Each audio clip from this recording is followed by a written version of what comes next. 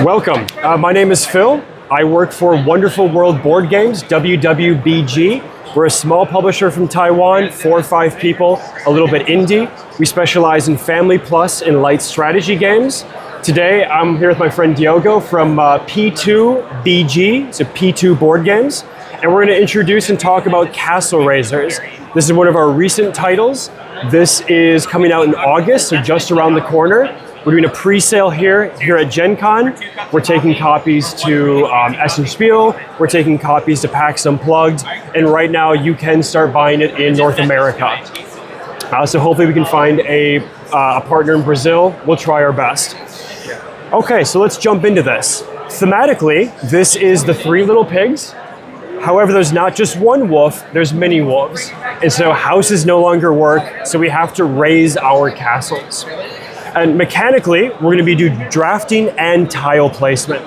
So let's take a look at how this works. This is close to a setup situation.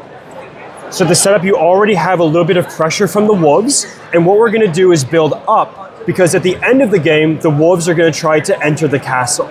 And every layer of castle that you're able to build, it's going to repel one wolf to keep it out of the castle. So let's do a couple rounds to see what this looks like.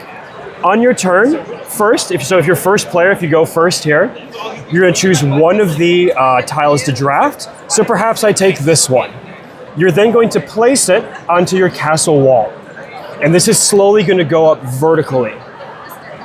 And anything that you cover is then going to activate as an ability. So for this example, and we have these listed here on our help card.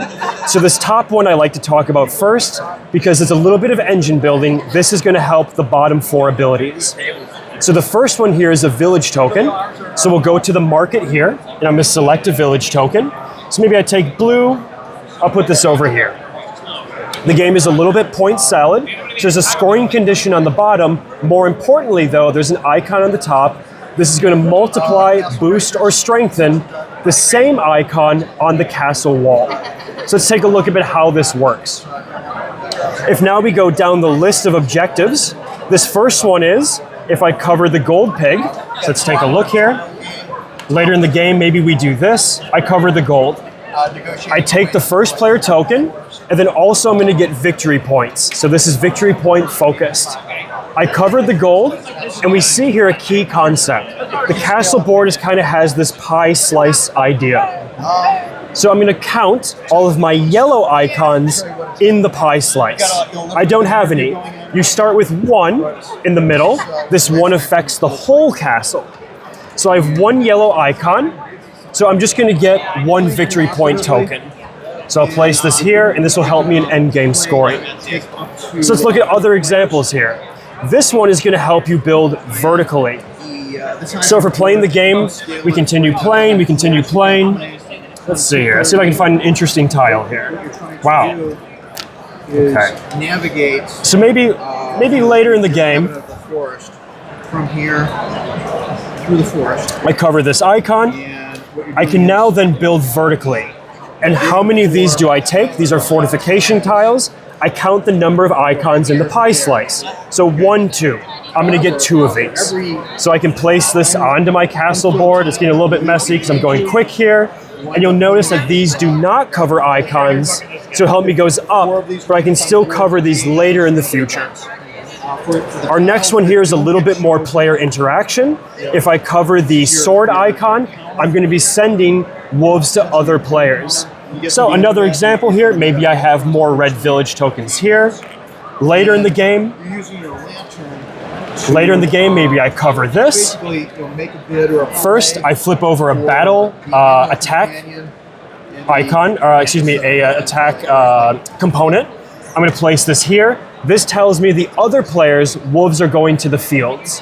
How many wolves? Let's count the icons. 1, 2. So every other player is going to randomly draw from the bag 2 random wolves.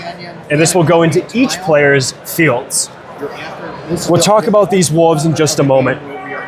Finally, if you cover a soup icon, so if you know the story, the wolf falls into the hot soup. We're pouring the hot soup over the castle walls.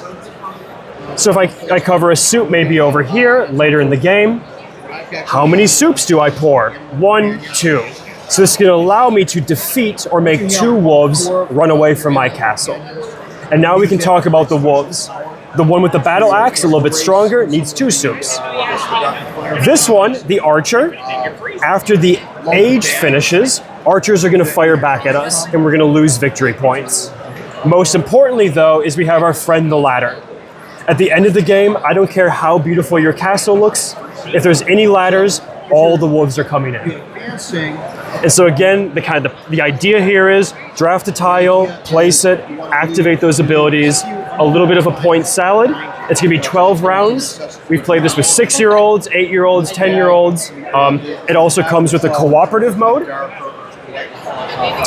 Don't have the card with me, but there's a way to play cooperatively where you're fulfilling an objective. So maybe Diogo here has to build to level 6. Maybe Phil here, I need to have gold pigs visible on my walls at the end of the game.